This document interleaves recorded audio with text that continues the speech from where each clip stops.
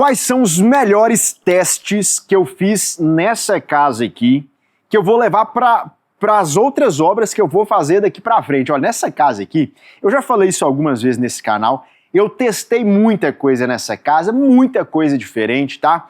E algumas dessas coisas eu já vinha testando em outras obras anteriores. E nessa casa aqui foi um momento de validar muitas alternativas aí interessantes. Então essa obra aqui foi uma obra que eu validei muita coisa com meu dinheiro, tá?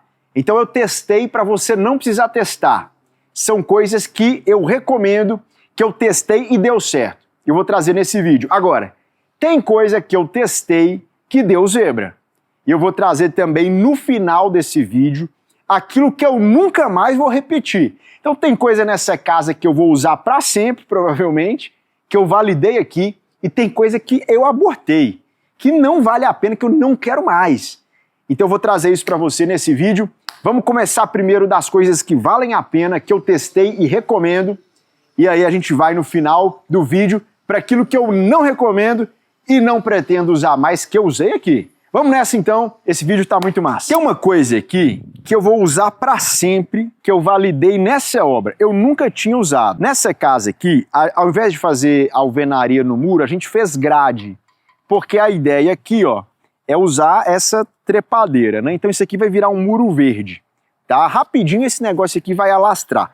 Isso aqui não é realidade, talvez você não consiga usar se você estiver morando numa casa de rua, tá? Mas eu queria te chamar a atenção para uma outra coisa, não é nem isso que eu ia dizer. É isso aqui, ó.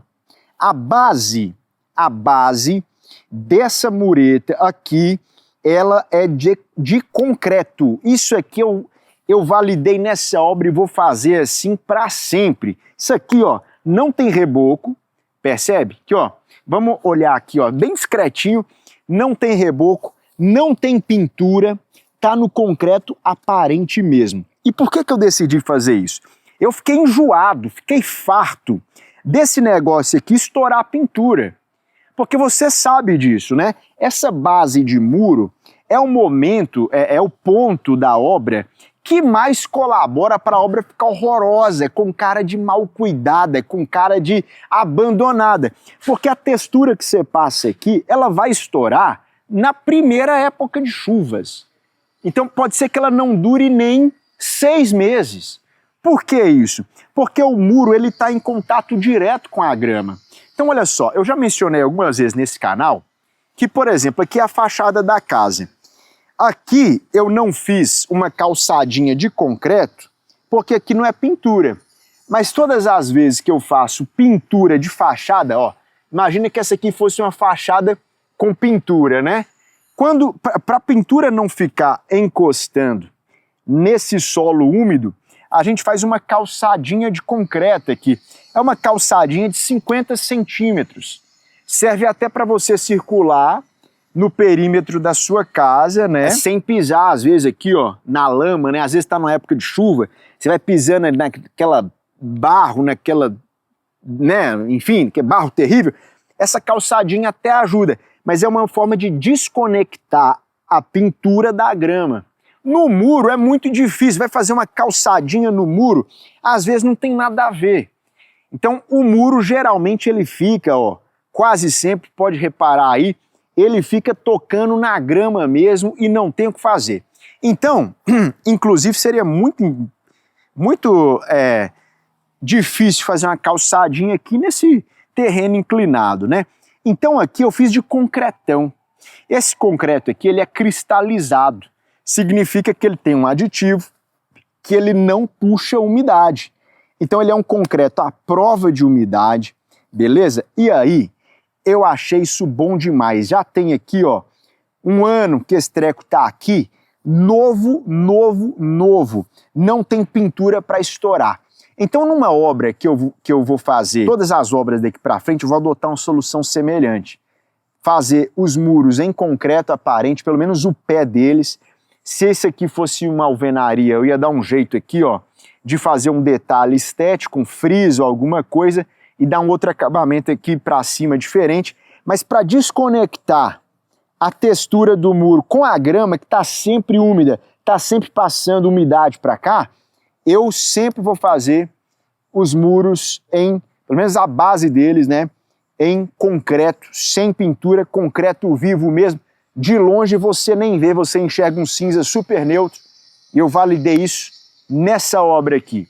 Vamos para o próximo ponto, que é um ponto bem interessante também. Segundo ponto que eu validei, isso não foi dessa obra aqui, isso aí eu já trago de algumas obras para trás, mas que nessa obra aqui ficou muito nítido, é o acabamento aqui, ó, de degrau de escada ser em madeira. Para mim, acabamento de escada em madeira é o melhor negócio possível, tá? Por uma série de fatores. Primeiro, que é muito difícil você encontrar materiais que resistam a esse movimento aqui, ó, que é um movimento de atrito na quina. Então, se você usar aqui porcelanato, por exemplo, ele vai lascar com esse atrito. Sempre tem alguém que vende acabamento de porcelanato em escada que vem nos comentários dar aquela arrepiada. Ah, o meu acabamento de porcelanato não acontece isso. Meu amigo, deixa de ser mentiroso, cara. Claro que acontece, porque não tem como. O porcelanato não tem resistência na sua quina, ele é quebradiço. Então pode ser que ele vai durar um pouquinho mais se você fizer um tratamento de quina no porcelanato com massa plástica, com alguma coisa mais resistente, mas o porcelanato, ele tem a quina frágil. Não tem o que fazer. Então, para uma escada, você vai acabar fazendo sempre aqui, ó, ou uma opção de pedra, como essa daqui, por exemplo. Então aqui, ó, isso aqui é uma opção de pedra. A gente não fez madeira aqui, né, para manter a uniformidade visual com o piso. Agora, se não for uma pedra, praticamente a única alternativa que a gente tem é madeira. Agora, qual o lance da madeira? Vem acompanhando aqui comigo, ó. A madeira, ela tem um custo inferior à pedra, a pedra mais básica. Imagina que aqui fosse a pedra para ficar bonita aqui, para começo de conversa, ia ter que ser uma pedra cara. Porque aquele granitão, aquele granito que a gente usa, né, mais no dia a dia, não ia ter nada a ver um granito aqui com aquelas bolinhas pretas, todo rajado. Tinha que ser uma pedra um pouco mais cara, como aquela de lá que eu acabei de te mostrar. E essa escada aqui de madeira, ela acaba tendo, ó, o preço muito competitivo, até com as pedras mais baratas. Então, na minha opinião, tá, eu vinha sempre fazendo esse comparativo, esse teste. A madeira dá uma esquentada no ambiente, a madeira ela é esteticamente indiscutível com a pedra, ela é menos fria, a madeira ela dá uma qualidade acústica para o seu ambiente. Então, para mim, eu sempre vou replicar esse degrau, né, da escada principal da casa em madeira. Custo-benefício, ela já vem montada, o carpinteiro chega aqui, só fixa ela e aplica o verniz, não tem bagunça na obra. Cara, para mim, e há um custo, a estética é muito superior a um custo parecido com pedra resistente. Para mim, escada é madeira, isso está validado já de algumas obras e aqui eu tive certeza, hein? Deixa eu falar um negócio para você, tá? É muito interessante observar aquilo que vale a pena e o que não vale a pena numa construção, e eu tenho um treinamento completo sobre isso.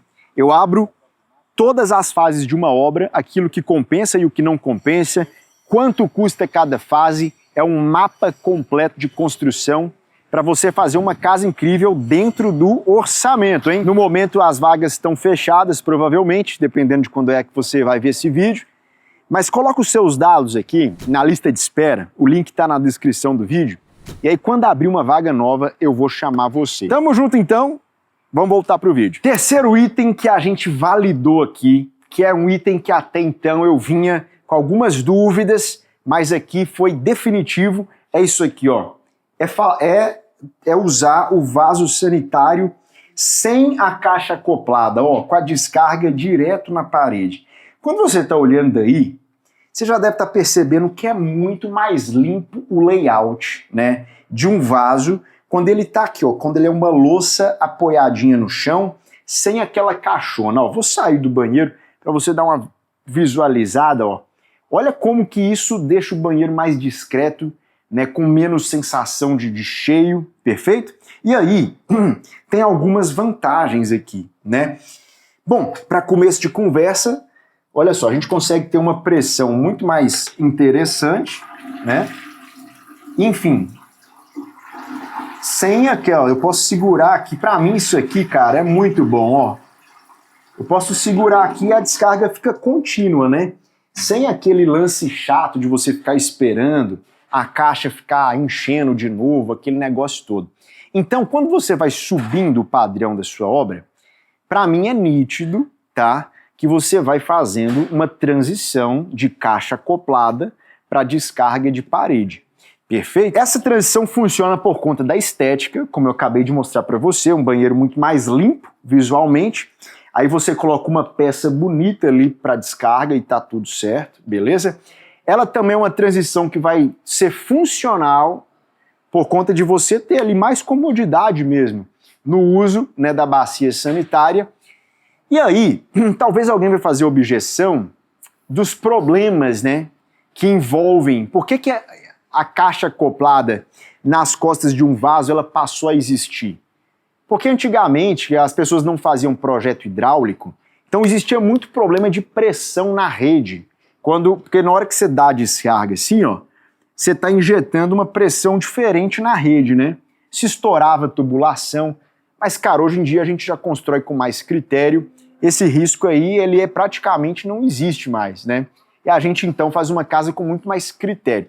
Na minha opinião, vaso, de agora para frente, já vinha testando isso, mas é definitivo, o custo é muito parecido, né? A comodidade de você ter uma descarga na parede, para mim, é isso que daqui para frente eu não volto mais para a caixa acoplada, tá bom? E você, o que você acha disso?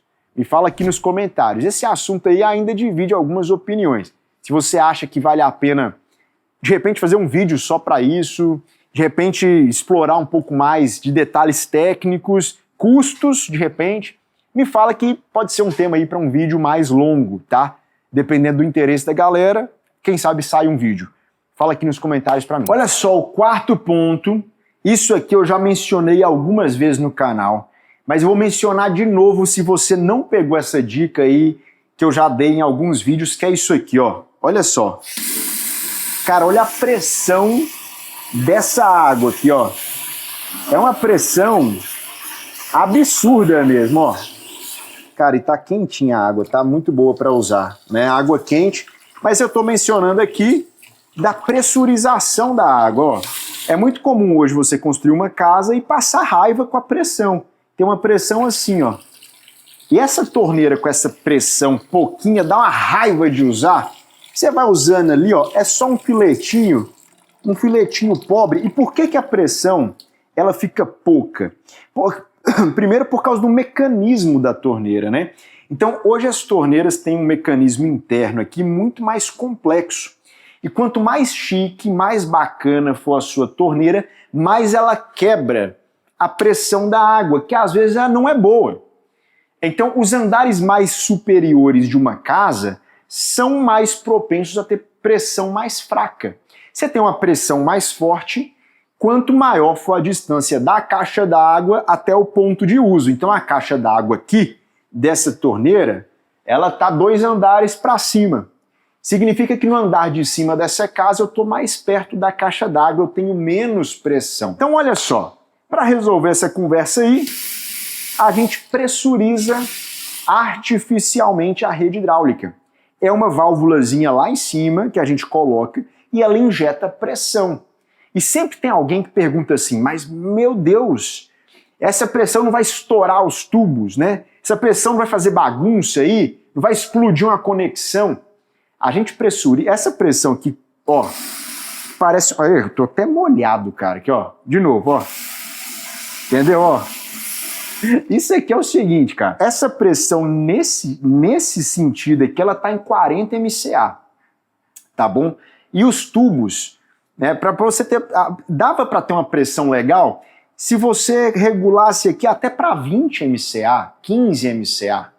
Os tubos hidráulicos aguentam até 70 MCA, se não me engano, tá? Então eu deixei no máximo lá em cima, ó, para eu te mostrar aqui, tá? Então eu ainda estou na metade da pressão que um tubo hidráulico suporta.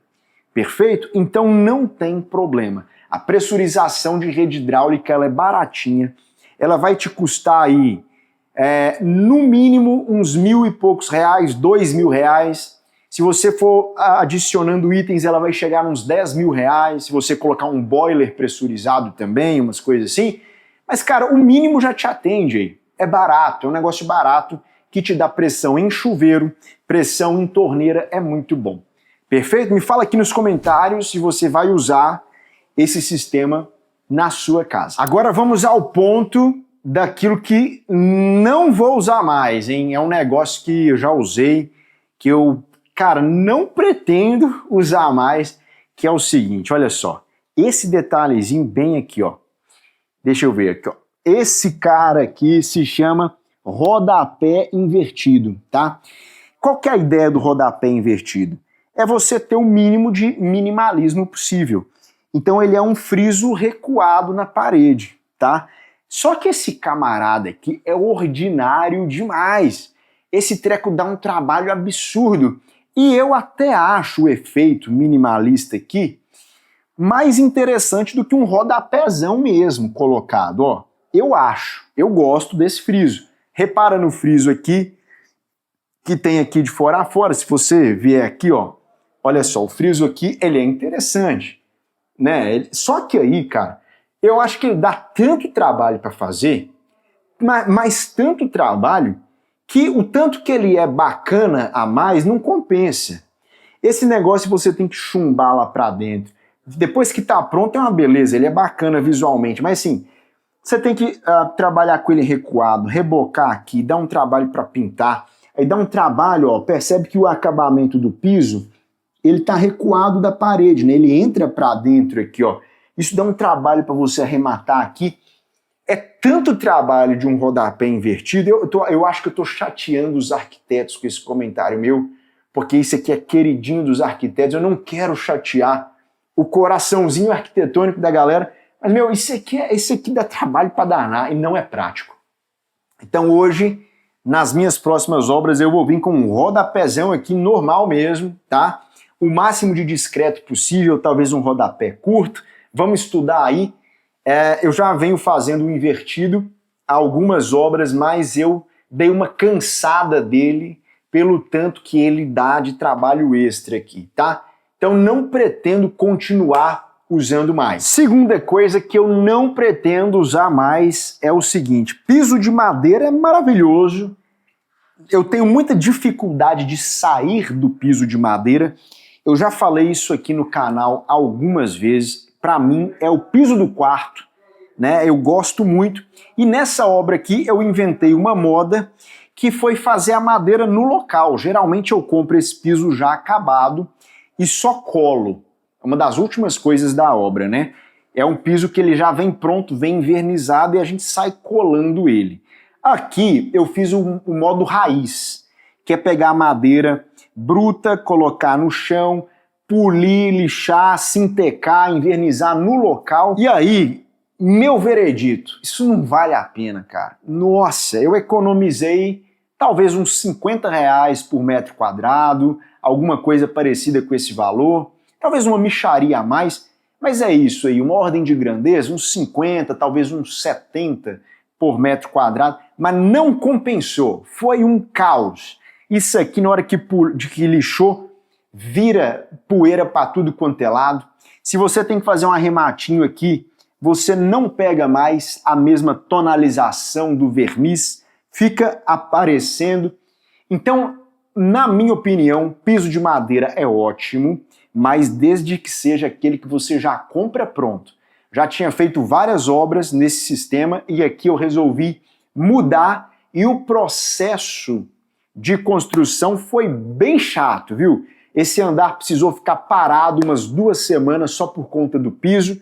Não gostei, não valeu a pena. Então, gosto do piso de madeira, meu preferido para quartos, mas desde que seja aquele que já vem prontão. Olha só quais são as coisas que eu falei nesse vídeo que você acha que vai fazer na sua casa Ou quais são as coisas que você acha que não vai fazer na sua casa? Eu queria te ouvir aqui nos comentários. Diz pra mim aquilo que você vai fazer, aquilo que você acha que compensa, que você acha que não compensa, e você já sabe, né? Toda semana eu venho aqui 2 vezes para te falar o que vale a pena mesmo. Aquilo que você tem que pensar melhor. Esse canal aqui é para quem vai passar por uma obra. Se você vai passar por uma obra e não está inscrito, você é um louco, porque cada vídeo assistido aqui no canal é R$1.000 de economia para a sua construção. Já se inscreve então, dê um like nesse vídeo se ele te ajudou de alguma forma, fechou? Tamo junto e a gente se vê no próximo vídeo.